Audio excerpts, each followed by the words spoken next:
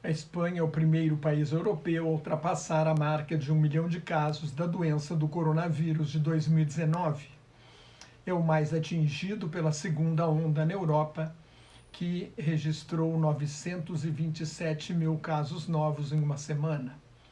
A Espanha registra até hoje mais de 34 mil mortes. É o terceiro país do mundo em número de mortes por habitante, atrás do Peru e da Bélgica e logo à frente do Brasil. Todos os países da Europa Ocidental, menos os escandinavos, voltaram a adotar medidas de isolamento social e restrição do movimento. A Europa Oriental, que sofreu menos na primeira onda, passa por momentos difíceis. A Polônia registrou um recorde de 10.040 casos novos em 24 horas. O governo polonês teme que 30% possam necessitar de hospitalização. Até agora, a Polônia tem mais de 192.500 casos confirmados e 3.721 mortes. A República Tcheca entrou em confinamento, é o segundo país da Europa a fazer isso. Depois da Irlanda, obrigou a maioria das lojas e serviços a fechar para conter o maior crescimento da pandemia na Europa no momento. Na terça-feira, a República Tcheca notificou um recorde de quase 12 mil contágios, tem ao todo 194 mil casos diagnosticados e 1.619 mortes. Os Estados Unidos tiveram mais de 60 mil casos novos num dia, chegaram a 8.333.000 casos confirmados e mais de 222 mil mortes. A contaminação não está caindo em nenhum estado americano. Nova York teve 2 mil casos novos num dia, o que não ocorria desde maio. Há 40 mil americanos hospitalizados por Covid-19 e 8 mil em tratamento intensivo.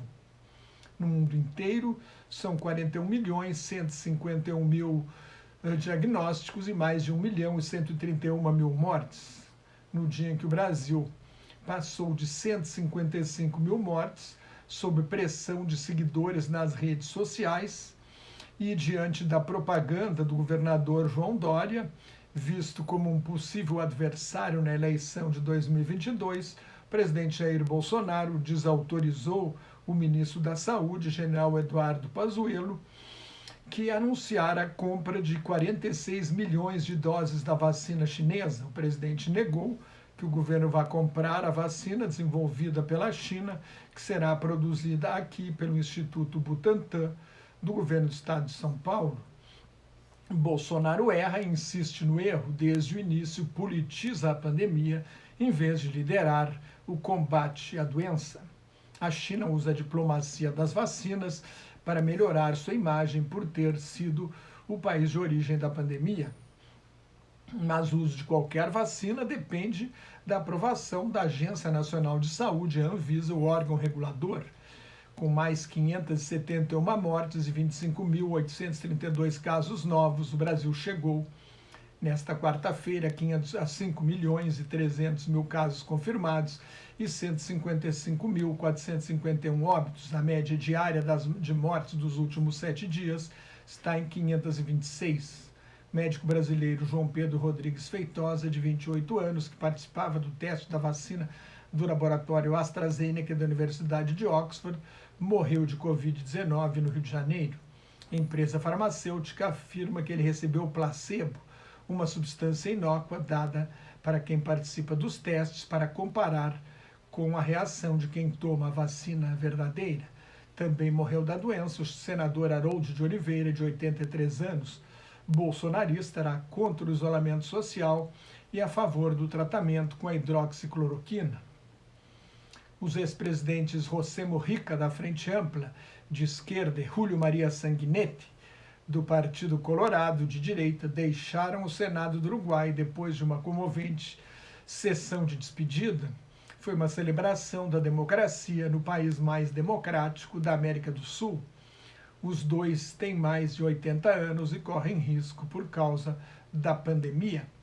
Na carta de renúncia, Mujica disse que não pode mais entrar em contato direto com os eleitores. Exemplo dos Estados Unidos, a dívida pública do Reino Unido passou de 100% do produto interno bruto anual para sustentar os programas de estímulo à economia. O Japão e a Itália já tinham dívidas superiores, 240% no caso do Japão e mais de 130% do PIB no caso da Itália, e se endividaram ainda mais para enfrentar a pandemia. A moeda chinesa, o yuan, se valorizou mais 0,5%. Um dólar vale agora 6 yuanes e 64 centavos, a maior cotação da moeda chinesa desde julho de 2018, por causa da recuperação da economia do país. A China, origem da Covid-19, foi o primeiro país a sair da pandemia, com crescimento de 4,9% ao ano no terceiro trimestre. Além de uma profunda recessão, a pandemia deve deixar a economia mundial numa situação de fraqueza que deve durar anos, prevê Martin Wolf, principal comentarista econômico do jornal britânico Financial Times.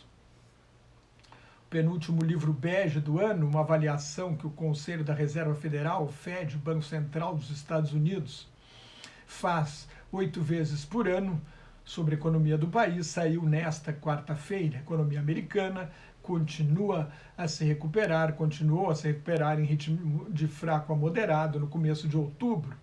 Os consumidores compraram casas e aumentaram o consumo.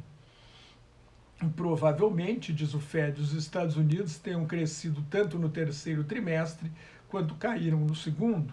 A recuperação foi alimentada pelo pacote de 2 trilhões e 300 bilhões de dólares, cerca de 12 trilhões e 900 bilhões de reais para incentivar a economia.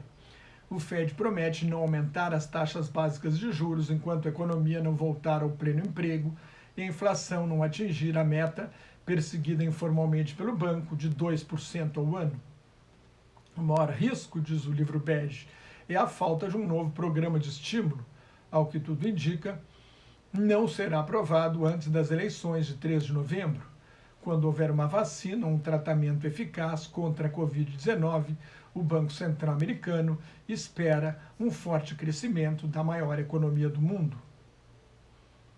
Mais notas e comentários sobre política internacional no meu blog Globalização em Crise, que está em nelsonfrancojobim.blogspot.com, no meu Twitter e no Facebook, onde também colaboro com o grupo Quarentena News. Cuide-se, fique em casa se não tiver nada muito importante a fazer na rua, use máscara se tiver de sair à rua e muito obrigado pela sua atenção.